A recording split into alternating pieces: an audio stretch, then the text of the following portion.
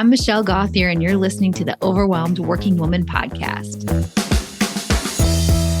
Welcome to the Overwhelmed Working Woman podcast. I'm so glad you're here. Today, I have a guest that I'm so excited to share with you. It is my client and now friend, Kari Kaiser. She is here today because I asked her to be on the show. I think she is an excellent example for all the women listening today who are feeling stuck and overwhelmed. A lot of times when people feel stuck, they feel like they need to completely overhaul their lives, change everything about them, get a new personality. And Kari is the perfect example of someone who didn't do that. She feels so much better now. I would say, this is my words, and I'm going to ask her all about this, by becoming the most Kari that Kari could be, becoming who she really, really is. So that is why I'm excited to have her today. So Kari, can you just introduce yourself? Tell us a little bit about you, what you do, where you live, whatever you want to share. Sure. Thank you so much, Michelle, for having me. I'm super excited about this opportunity for you. And I'm just so excited to get to share with folks what a difference coaching made in my life. I actually just had lunch with a friend yesterday, and I had to stop myself because I was just rattling off about my coaching. I hadn't seen her in so long, and I had to stop. And I was like, oh my gosh, I have gone on too long. But it's still, even though we finished up my 9 months of coaching several months ago, I still am so excited about it, and I see it play out daily in my life. So thank you, thank you, thank you. As you mentioned, my name is Kari Kaiser. I am in Billings, Montana. I'm a freelance graphic designer and have been doing that for about 20 years. So I've worked by myself, but not in a vacuum. Obviously, I was able to do that partly because I was married to someone who, encouraged my solo efforts. I was able to remain flexible so that we could accommodate his schedule and travel and later welcome a child. And that has sort of been my journey, was that my career kind of, and a lot of what I did as a person kind of morphed around my partner. Mm-hmm. That's kind of just the background of how I came to be where I am now. I grew up in a small town in central Montana. Now my family all lives here. We're very close. I have one son who's 11. And that is probably me in a nutshell. Okay. Perfect. And we're going to talk more about your business as we go along too, because her work is amazing. She's very talented. So I want to make sure everybody can follow along with Kari, or if you're looking for a freelance graphic designer, she might be the one for you. All right. Well, thank you for that background. I want to get started by just asking you where you were. You did a great job setting up your background and your situation, but where were you when you thought, I think I need a coach, or I think I need something outside of me because I'm feeling what? Well, I will just share that I have, since early adulthood, had some challenges with depression and anxiety. And so I had done quite a bit of therapy in the last 20 years and have definitely found that to be valuable in some scenarios. However, I feel like the last couple of times I engaged that type of work, I found what I was really looking for was hands-on tools for changing my habits, changing my attitude. And I think I was kind of looking in the wrong place. And then when my other friend, Kari, here in Billings, told me about you, that you were having an online, 1 hour workshop on a lunch hour. And it just took like the first 10 minutes of the workshop. And I just getting traction. I thought, oh my gosh, this is what I've been looking for, this type of work. And I don't think I had the language for it. I don't think I knew what coaching was. And I'm sure there's so many different types of coaching. But specific to what you do, I don't think I knew that was available. And that had been what I was looking for, is helping me plan my day, helping me think different thoughts, helping me view how I invest my time and energy differently. And so I think I didn't know that I was looking for it until I discovered it. And then I thought, oh my gosh, this is exactly what I've been needing. And I'm trying to think of when that was. Was it 2020? I was trying to think of that this morning. I think it was was it 2 years ago, 3 years ago that we first met? Well, I know a couple of things kind of came to fruition right at the same time. So I was in the midst of uncoupling, still living platonically with my spouse. And then he moved out. And about 3 weeks later, the world kind of shut down for COVID. And, I knew that I was getting divorced. And as I mentioned in the intro, that my career had always sort of been like a support role. It was kind of like the dessert on the table. We very much catered our lives to my husband's career. And I knew that was ending, and that I was going to have to make my own living entirely. And that was really scary for me. I mean, I was terrified. So I knew that I was sort of facing this economic cliff. I was going to be divorced. My son was going to be with me part-time, and there was a pandemic going on. I had all this alone time. I was 45 years old. And to me, that felt very much like, I mean, it is middle age for most people, right? If we're lucky, that's, Yeah, we hope so. yeah, you played the first half of the game. And I just thought, Yeah. I've got a whole other half to go. And I'm at this turning point. I just felt like all these things were saying, you've got another half yet to play. Do you want to play by the same rules, the same playbook as the first half? And I just really felt like, no, this is an opportunity to do things differently. And it's kind of a funny story, but my ex-husband had gotten a bunch of cash when everything shut down because he just was unsure about, what was going to happen with banking. So we were still sharing money at that time. He brought me all this cash, and I was very worried about what I would, like, oh gosh, what if my house burns down? Like, and I've got this cash. Mm-hmm. So I buried it in my garden, which my sister thinks is so ridiculous. But I was like, well, I don't have a safe. I don't have a safe. So I put it in a Tupperware inside a plastic bag, buried it in my garden. And it was there for like 9 months or something. And then my sister said, oh my God, dig that up, give it to me. I'll put it in my safe. So, but as time went on, I just forgot that was there. And then I discovered this opportunity to do coaching. And the amount that I had buried in my garden was almost the exact amount that I would need for this investment. Which is so amazing. I was really hoping you would tell that story. Well, it's kind of, it's like, do I tell it or not? You can always edit it out. But to me, it just, I think in the last couple of years, I've learned to like look more at, I don't know, just like the universe giving you these little nudges. And I think just because, again, of like my, fear of what was happening with my finances, my economic outlook, I don't know if I hadn't had that money sitting there, I don't know that I would have had the courage to make the investment, scraping it together myself. Looking back, knowing what I've gotten out of it, I would say, absolutely, this is money well spent, do it. But at the time, I think everything just kind of fell into place. And, yes. I've told you before, but I just agonize over every decision, and especially big financial decisions, buying a car. It took me 3 months to buy a Subaru. And so I just thought that it felt really right. When I made my investment, when I paid the money, I felt light in my heart. I did not feel at all anxious.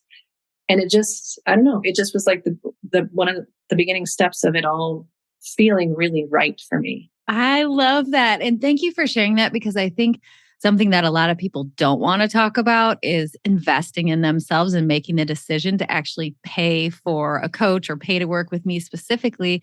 It is kind of scary. And if you're a person who's not used to putting yourself first in your life, the idea of paying money to improve yourself just kind of feels, I don't know, iffy at best for most people. So I'm so glad that the universe gave you that little nudge. And then I feel like you had the time to realize, okay, yeah, that was totally worth it. Yeah. And I've said it before, but my thought at the time, and it's still, even though I've changed my thoughts a lot about a lot of things the last 9 months or year, I think it was a pretty good one, was that this is an investment in myself. And the other things I could have done with that money, remodeled my bathrooms, gone on some great vacations, upgraded my vehicle, whatever. My thought was this, that if I invest in this, and if Michelle can get me where she says she can, I will be able to update my bathrooms, take the good vacations, upgrade my vehicle.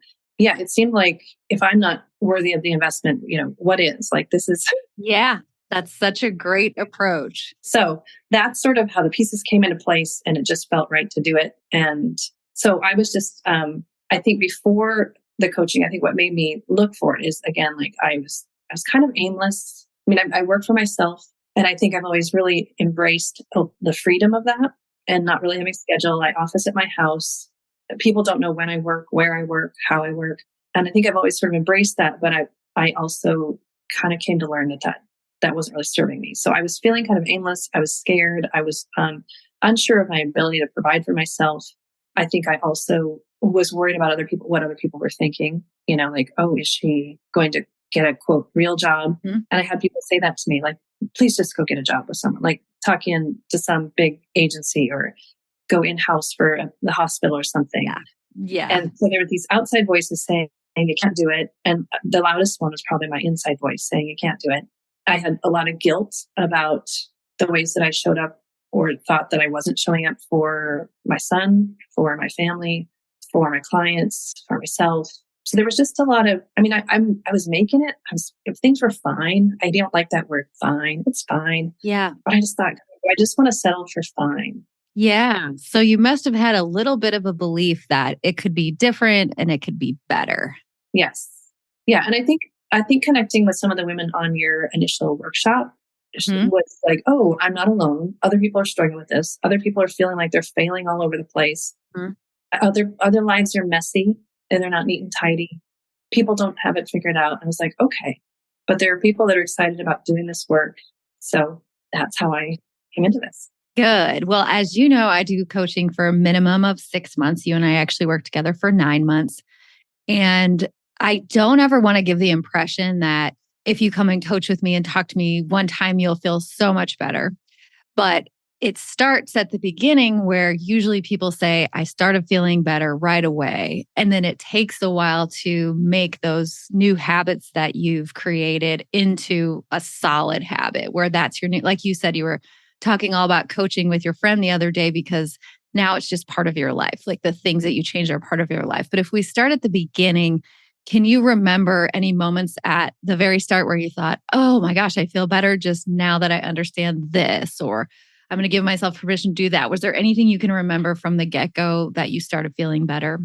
I think one thing that it was encouraging is just knowing that there could be a solution out there. Hmm. Again, like having language for it, like, oh, there are things that I can change. I'm not necessarily, stuck. So I think just initially starting to believe that change was possible, like that was exciting. I think also just really, really small successes, like the fact that we talked about my work day and how I was doing. I don't think I acknowledged the amount of emotional energy that went into planning my day every day Hmm. and planning the same tasks every damn day. Like, when am I going to start work? When am I going to go to the grocery store? When am I going to exercise? When am I going to make those phone calls? When am I going to fold the laundry? Whatever. I was doing that work every day. And that was one of the earliest, probably most important lessons that I used on the daily was like, you don't have to keep doing that work. Set it and forget it. Hmm. It like really, it sounds so silly, but just knowing that 9 a.m. is when I get into my office every day, it's like setting down a really heavy backpack. I don't have to Yeah. plan the day like that anymore. And I've started to try to implement that in other places. But that I think was one of the earliest successes for me, like looking at the decisions that I make and how much energy. I think we tend to think that we don't realize how much work is involved in deciding and processing thoughts. And Yes. And how much of our tiredness comes from thinking, like making that decision many times in a week of what time am I going to go to work today? And I think the other thing that you realized about yourself, please tell me if I'm wrong. I don't want to speak for you, but that just made me think of this is that you don't want a job where somebody tells you to be to work at 9, but you want to have 9 be your schedule because it works for you. But you also want the flexibility to decide, actually, today I'm going to go out to breakfast with my mom and dad and I'll get to work at 10 and that's fine. So I think it's interesting. And especially, I think this will resonate with creative people and that you want the freedom to do what you want to do, but there is need for some structure, like some amount of structure works for you. And I felt like as we were coaching, you discovered and accepted that, like, oh, yes, some structure actually does work for me. Would you agree? yes, absolutely. I think I was viewing it as, I think the narrative in my head was always like, oh, you love ultimate freedom. That's why you chose this, that you don't like to have any boundaries. No boundaries, but like, I think I was viewing any sort of limitations or structure as kind of negative. Mhm. And then we're like, well, I can have both. And I don't know if there's obviously there's going to be people who are dog lovers out there, but one thing I learned about raising a puppy is that they actually like to have boundaries. They like to have a like whether it's, they're in their crate or they're in the yard. But I often tell people, it's like, I like to have a yard. I like to have a fence. It's a big yard, but I like to have a fence. It makes me feel more secure instead of just being wandering aimlessly, like no structure. And I think that was really such a gift to discover that too, that, oh, you can have freedom within your own set. Like you can set the Yeah. fence posts. Yeah. Like you made the fence and then you can open the door and go outside the fence anytime you want, but at least you know the fence is there and there's some safety in there. Yeah, I think it's the more like security and again just letting go of making the same decisions again and again and again. So Yes. that has been super helpful. Okay. What are some of the other things we worked on during coaching that you felt like were very impactful? I think a huge one, like one of the reasons that I wanted to do the coaching was my fear of like not being able to make it economically. And so I think a couple of things that were really meaningful is that just believing that the universe wants to give me what I ask for. Like if I'm clear about what it is that I want, that there's no reason that I can't have it. I mean, I don't necessarily, I grew up around with some really lovely people. My parents, my family, always really hardworking people. Acts of service is our love language. But there's very much a message that, everything that you get, you have to be super, super grateful for it, which is great. I'm all about gratitude, but also that everything has to be earned and you have to strive for it and it doesn't come without some pain. And so I think I sort of learned to believe that why couldn't I have a job I love and a lifestyle I enjoy? Like I don't have to have all together. I think I assumed, in order to have a lifestyle I enjoy, it has to be absolute hell. I mean, I'm going to have to work every moment and it's going to have, that was what the vision was in my head, that I couldn't have this without that. And so I think once I kind of let go of that and thought, I could, I don't necessarily have to play by those rules. That might be how it ends up, but I could just believe and envision that it could be different, that I could enjoy my work. I could choose when and where to do it. I could choose which work to do. And if I'm like in that joyful space where I'm feeling good about the work I do, then I'm probably going to do better work, which is going to attract the clients that I want. Mm-hmm. I'm going to be able to earn a living that I, and support a lifestyle I enjoy. So yeah, it's a happy cycle where you do what you want and what's best for you and what's so rewarding. And then you make money. And when you do that, more people want to work with you. And it's just a whole cycle that happens. That's so good. And I think it's good that you talk about your background and what you grew up with, because when we investigate that kind of stuff, we're never looking to blame or, have any shame for the people who taught us those things, whether they did it consciously or unconsciously. It's just important to recognize where you're coming from. And I too had to struggle through when I first started my own business and I loved my job. I sort of had that same thought of either I can make a lot of money and not like my job, or not make very much money and love my job. But there's no reason you can't do both those things at the same time. Right. It's just an old thought that made me feel like, well, I have a history of being able to be very successful, but I can't actually like it. Yes. It's just not true. So how did that work out for you? How did doing those changes and starting to think in a new way and take new actions specifically with the money, how did that work out? Well, a really important piece of it, because I'm a freelance designer and I usually give my clients an estimate. And I think I was, without really realizing it, I was making up their story in my head. And I work with a lot of nonprofits. And by their very name, I assume they have no money. There's no way they can pay me. I have to be the bargain designer. I have to give everyone a discount. I can't charge the full amount that it's going to take. So that was a thought. I also know about myself that I don't really do, quote, good enough. Like even if I'm up against the budget and I don't like it, I'll keep working and then I'll just write it off. Because I can't present them something that I don't love, that I don't feel proud of. So I was always just taking it in shorts because I didn't feel like I could charge the amount that it really took for me to do my best work. But I was putting myself at the bottom of like, who needs to be. Yeah. Who's going to take the cost? It's going to be you. Yeah. But there was this aha moment when I had a nonprofit client who needed a website. And I was like, I can maybe do it for like this much. And they said, well, we just, we have, and whatever figure it was about 5 times as much as I was going to squeeze by. I was going to say like, I can do it for $1,000. Like, well, our budget's $5,000. I hope you can do it for that. I was like, holy shit.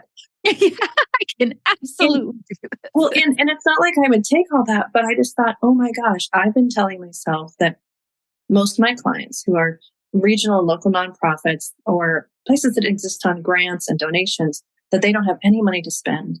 I was like, oh my gosh, no one told me that. I made up that story in my own head. And I've been doing business that way, underbidding everything and taking it in the shorts for years because I thought they couldn't pay. Yeah. They didn't say they couldn't pay. I said they don't have the money. Right. And so I think once we talked about, well, what would happen if you present them an estimate and it was too high, they can't afford it. I'm like, well, I guess that's kind of how life works, right? That I don't go to my favorite outdoor store and say, I'd really like that set of skis. I see that they're $700. Can I have them for 4? Like, that's just not the way the world works, right? And I don't have to be the bargain designer. I don't have to be affordable for everyone. I mean, is it an option for me to do work pro bono or at a discount? Absolutely. But I don't have to operate from a place of feeling like their scarcity or perceived scarcity means that I have to do work at well below the going rate for a designer. So I think just realizing that I don't necessarily know anyone else's financial story, and it's not really my business. My business is to present to them what I can do for you. Here's a fair price. Is this workable? If it is, let's go for it. Yep. That's so awesome. And I think too, it's really important to note that one thing that you were not willing to give on was always creating your best product. So you weren't willing to compromise on what you're putting out. And so when you're giving people the price, they can know that they will be getting your best work. So I think that helped you feel good about it too, just knowing you're not going to throw something together ever. You're going to spend the amount of time that's required to make a beautiful design that you feel good about. Yes. And you're just charging accordingly. Yes. And so one of the sticky notes that I have in my office, and there are several, but it just says, I desire to create quality work that attracts those who need it. Yes. So I just, I think it's something we kind of worked through together, and it, it seems to fit. But I think by producing quality work, I hope that people, will equate when they see my work, that they'll know like, oh, this is generally what we can expect from her. And I do feel like putting my best stuff out there, I don't know, it feels good to do good work. Mm-hmm. I feel proud of it. And then I do think it attracts people who want something similar. Absolutely. I agree. And also just, believing that those folks are out there. We talked, about my ideal client. And while I still mostly work on referrals, I've been super lucky not to do a lot of marketing. It was, I think, a really good exercise to think through, like, what kind of work do I want to do? What makes a project fulfilling? When do I feel flow? Like, what types of work? Where do I find that flow? And as I continue to get clients, I've been able to stop and think, like, is this work I really want to do? Do I feel good about this? Do I feel like I can bring my best self to this project? Is it worthwhile for them and for me? And so that has been I think a good exercise to go through. Yeah. Yeah. That's great. Okay. Is there anything else that you want to talk about that we worked on during coaching? Any non-businessy things that you felt like had an impact? Yeah, there's one that, and it comes up frequently, but we were kind of talking about my how I make decisions and how I respond to things. And I think what brought it up was probably more of like an interpersonal interaction. I think it was probably in dealings with my ex-husband. And actually, he and I have a really lovely relationship. Like, 98%. It's like it's an A minus. There's always, there are a few bumps, but we're just so lucky that we're no longer married, but we're still family. We're still friends.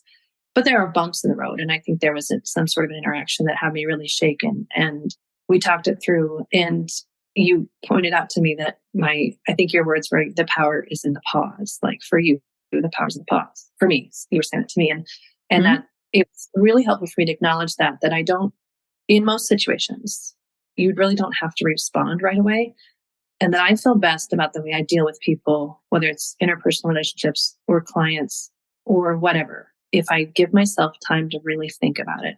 Sometimes that means I draft the email and I don't send it, or I go through a conversation in my head and I wait. And then I think that I'm happier with my reaction, and it feels truer to me if I really take time to let the dust settle. Like, whatever situation kind of has my feathers ruffled, if I just think about it, think again, sleep on it. And so I'm learning to sort of honor that need to pause, and that I don't have to make a decision about something right away, whether that's someone asking you to volunteer for something, an interaction, an uncomfortable interaction, someone, to give myself time to think about it and realize what is my true, what is the real Kari in here want to do. Yeah. Yeah. And I will say, through coaching lots and lots of people, I have noticed that more people than not, I would say most people prefer that pause, but just the society we're in right now, where everything's so instantaneous, you get a text and you feel like you immediately need to respond to the text, or somebody calls and asks you to do something and you need to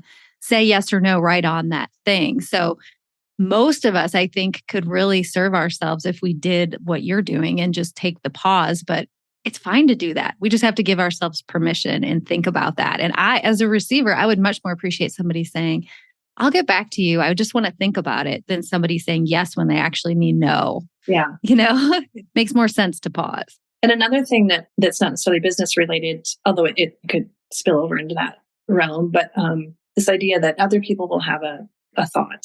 Mm-hmm. And while I'm still working through in my head, like how obligated are we to, what is my obligation to, I don't want to say safeguard. I mean, people's feelings are their own, but yet we don't live in a vacuum. Like my actions can affect people and cause them to have a feeling. And of course, I'm a really conscientious person, and I really try not to, and I try to be considerate, and I try to be thoughtful, and not necessarily, and I also feel like I am at a point in my life where I'm okay with also putting my own thoughts and feelings at not necessarily ahead of someone else's, but at least on a level playing field. Yes. Yeah. At least they get into the equation. What do I want to do? Yeah. I think especially women and super especially mothers, super especially a word. It is now. Yes. Yes, it is. Super especially moms, I think, tend to put our own needs and desires behind everything else. Like as soon as everything else is done, I'll take care of myself. As soon as everyone else has been served, I'll relax and do what I want to do. And I kind of feel like I'm done doing that. It doesn't mean that I'm being selfish. If it means that I say, oh, thank you so much for the invitation, I'm just honest about what it is I need. I used to say, I really need some downtime tonight, and I'm going to take a pass, but I appreciate it. And I don't really allow myself as often to do the things that I don't want to do. Mm-hmm. Certainly it doesn't mean I don't have any obligations. It doesn't mean I don't do things that I would really rather not, like there's stuff you have to do. You got to get some groceries, you got to pay bills. There's things you have to do, but there's a lot in life that you don't have to say yes to. Yeah. And I think just being honest about that this is about me and what I need and what I feel, and not putting it on someone else has been really powerful for me. That is fantastic. And I'm glad that you said it that way, because what we're not trying to say here is that you will learn to put yourself first. You will do it without any stress. You will never have to think about anybody else again. The way that you're saying it is, I'm so much better now at saying no, and I'm much more likely to consider what I would want to do. And I love the example of, I actually need some downtime tonight, instead of being like, oh, I can't do that thing with you because I have 17 other things that I'm doing at that same time. It's okay just to say, I actually just don't want to do anything tonight. I'd rather just stay home. That is so powerful. Yeah. And I think sometimes we assume that everybody really wants us there, or they want us, that they need our help, or that, and I think sometimes like, oh, maybe they'd rather that you're, since we can never know, right? So just thinking that they need us there is making up a story. Thinking that they don't want us there, we're making up a story. Since we don't know, we just have to go with what's good for us, right? and definitely, as a person who's back in the singles scene, spending time thinking about what other people may or may not be thinking is a fool's errand. Like, I have to walk that back all the time. Like, well, maybe he doesn't want to get, maybe he does, maybe. I'm like, you don't know. Yeah. So like, either ask upfront, use your words and ask if you really are curious, or just go about your life doing, being you. Yeah. And let the chips fall where they may, but you don't spend your time wondering what some dude or other people are thinking. If you really want to know, ask. Otherwise, move on. Yes, I totally agree. It is not worth the time that it takes in your head to worry about those things at all. Yeah. The good thing is, when you've done the work to be your fullest self, like I said at the beginning, you're not willing to change that anyway. So if they don't like it, okay, great. We're not a great match. I'm not going to try to accommodate what I think you might be thinking by being someone different than I am. That reminds me of a couple, when I met you and we kind of started chatting, you referred different books and podcasts to me. There's a few that have really resonated with me. And, Gabrielle Bernstein, and then like Pam Grout. But I think it was Gabby Bernstein who was talking about, when you ask the universe for something, say what I desire or something better. I welcome your influence in giving me what it is that I desire, something better. And sometimes I think whether it's a job or a relationship or something that we desire, and it doesn't come to fruition, that there might be something better. And I think that's what I have to believe in this dating desert in Billings, that there will be something better for me out there. And that the fact that I'm not that nothing's showing up right now is okay. And that I'm going to wait until something wonderful comes my way. Yeah, it's worth it. And to not have that desperate energy again, whatever it is that you want, like to just assume that there's something good out there, or when things don't go your way and you're brokenhearted. And it reminds me of my grandpa told me once when I had my heart broken for one of the first times at like, what was I, like 18, 19, something like that. Mm. And he told me about being in Europe. He was in the Air Force in the 40s, and he'd fallen in love with this German girl. And he thought she was going to move to the States and they would be married, and he was smitten with her. And when she broke it off, he was absolutely heartbroken. And, he's hugging me as I'm weeping. And he said, but if she hadn't broken my heart, I never would have met your grandmother. Mm-hmm. And I just thought, oh, I love that so much. That sometimes an opportunity, like it breaks your heart. Whatever it is that you want doesn't come to fruition, and that something better is around the corner. And I don't think that's always the case. Yeah. But I don't think it hurts to believe it. I agree. It doesn't hurt to think that thought and to believe that something better is coming. And I feel like there's always something good that comes out of a terrible, heartbreaking situation. Even if it's not, oh, you met someone better, there's just, you had an opportunity, or, something else good happens, I think, all the time from those lessons that we learn. Yeah. And I think if you're looking for it, like you have to be. Yeah, exactly.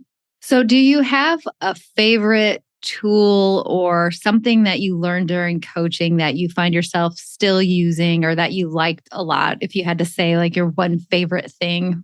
That's a tough one. I think something that probably, there's so many things I use on the daily, but I think one time you said, I just need to be me, and like that the goodness will flow. And I think it was things that you said to me also, Gabby, Pam, some of the things I've read, just this idea of having a certain energy about life.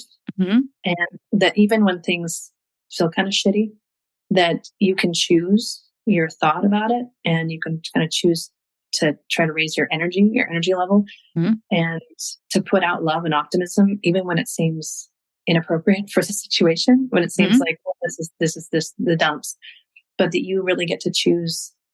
You get to choose your thought, and you can choose again. I feel like people who know me over the last year probably would say that I'm more optimistic, I'm happier.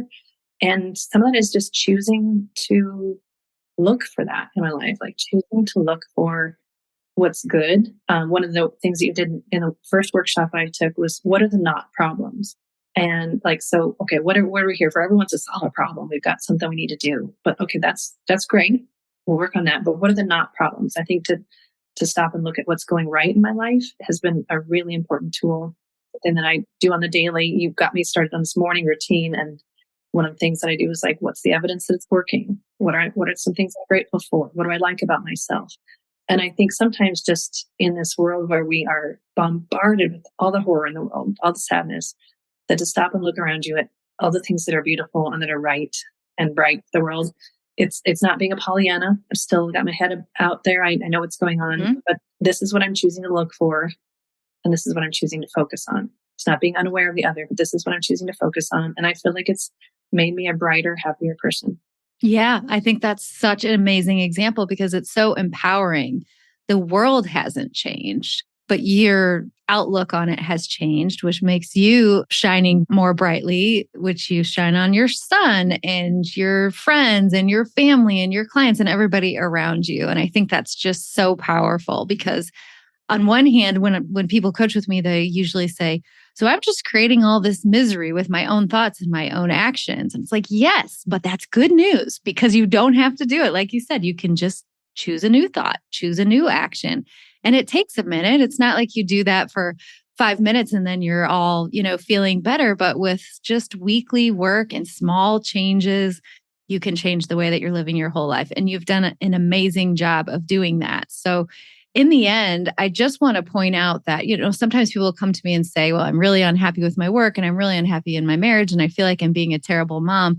And in the end, they don't change any of those situations in the sense of like, you didn't go get a job because somebody else wanted you to get a job. You stayed with what felt like your true calling, but you changed the way that you think about it and the way you approach it so that it's so much more enjoyable. So if I were to say, How does your life feel now versus before you started coaching? What would you say? What are some of just the different feelings and maybe some results that you've seen?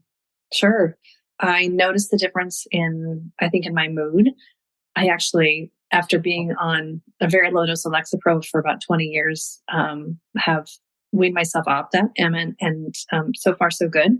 It's just like a little experiment, just because I think so much of why I needed that was the anxiety Hmm. and fear around not like, what am I going to do? How am I going to function? How am I going to, how am I going to show up for my kid? All that stuff.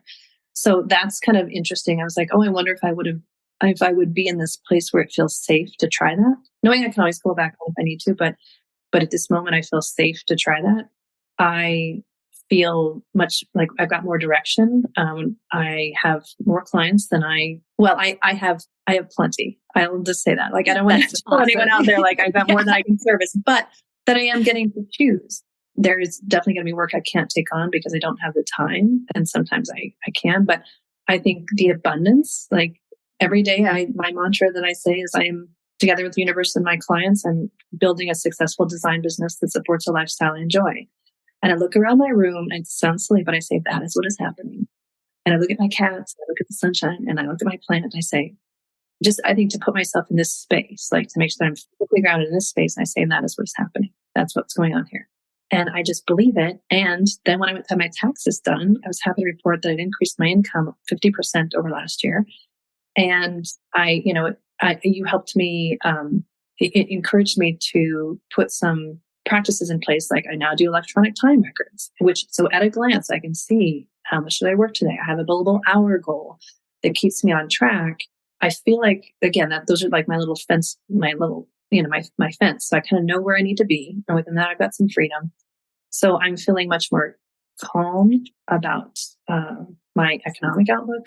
I feel really good about the work I'm doing. I feel like I'm spending my time and money more intentionally on things that I really value. I took some, after not traveling for a couple of years, probably because of COVID, but also because I was terrified that I couldn't afford anything. Hmm. I learned to trust myself. It's still tricky, but I'm learning to trust myself to spend money in some ways that I really value. Like, I love to travel. And I recently took my son to Mexico, which was a huge undertaking, but I leaned into it, said, I'm going to do this. And it hasn't broken me. I'm still on track. We've got some other little trips planned.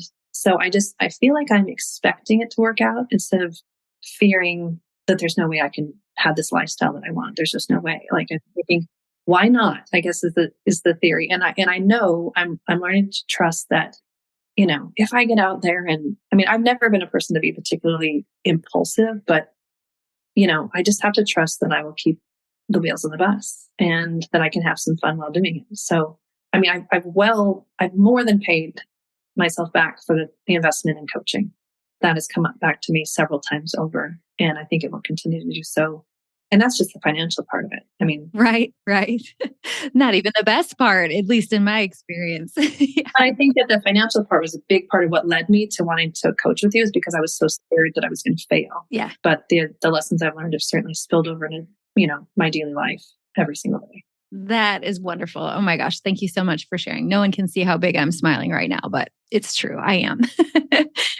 Is there anything else you want to share that I haven't asked you about? Well, I will say, because I've heard it, a couple of friends that I've mentioned this to feel like they need to have everything put in order before they hire a coach. Mhm. And I just want to say, this is not your tax preparer. I mean, you have to prepare for that. You don't have to, like, I didn't have to do anything to show up for my coaching. And I mean, there might be something I was supposed to think about during the week, but I didn't have a long list of homework. I think I was afraid I'd fail at coaching. Like, what if I don't have the time? Like, what if I not don't have the time, but what if I don't make the time to do all the things? Well, really, it was work about your thoughts. I guess what I'm trying to say is that it wasn't another thing to add to my list. I looked forward to it every Thursday, partly because I just really enjoy you and, just would like to chat with you every day if I could. But I didn't feel like I had to do a bunch of preparation for it. It wasn't another task. So I think people that feel like they have to have their lives all figured out and be ready to do coaching, I would say do the coaching. Then you'll be, like, just do that first. Yes, I'm so glad you said that because people do say that to me all the time. Well, I need to get my life together and then I'll do coaching. And they also have this perception that they're going to tell me something that I'm going to be like, oh my gosh, you're such a mess or something. Like, no one's ever told me anything that I've thought that about. And you're not going to be the first. Like, I have been there. I probably have a story that can top however you're feeling right now. So, yeah, just bring the messy. That's what it's for. Yeah. And then you'll get to feeling so much better. And then you can get your life together in any way that you feel like doing that. Yeah. I just really, if anyone's considering it, and just to know it's an investment in yourself and that it will keep, people want to break it down and like, well, how much was it? And that's 1%. I'm like, you know what? I use that stuff every day though. Yeah. Like you think of the things that I don't even use my car every day, Right. but I use the tools that you gave me every single day. Yeah. So, and I will for the next however many years I'm on this planet, I will continue to use them. So I do feel like do it sooner than later. And then you get the most bang for your buck because you get to use it for longer. Yes. Yes, absolutely. Well, thank you so much. I really appreciate you being here. And I'm just so happy to be able to talk to you and see your face and hear how you're doing. Tell us where the audience can find you if they're looking for your graphic design services. Sure. My website is strangesister.com. That's just one sister, although I do have a sister, but it's, strangesister.com. I've got some work samples up there and you can shoot me a line if you're interested in, if there's something I can help with or if it's on the list of services or if it's not. I'm always looking to grow and learn some new skills too. But I love the people that I get connected with through this business. I think you referred me to a friend of yours who's in DC. I have clients in New York and California and Vegas and Denver and all over. So it is kind of a fun business to be in because I get to connect with people that I wouldn't otherwise know. Yeah. So you don't have to be local. Yeah, I welcome any inquiries or there might be some fun connections. So yeah, and even just going to your website and seeing some of the things you've created you make beautiful designs. It's just fun to look at. Yeah, well, thank you so much, and I'm just so grateful that our paths crossed. And as I said, I miss seeing you every Thursday. I remember like crying at that our sessions were done. But I'm just so grateful that you came into my life and for all the things you've taught me and just the curiosity that it ignited in me. Like I continue to look for books and podcasts and it's just like a new way of thinking that our connection opened up to me. And so I'm just so grateful to you, Michelle. Oh, thank you. Thank you so much. Thank you for listening to the Overwhelmed Working Woman podcast. If you want to learn more about my work, head over to my website at michellegauthier.com. See you next week.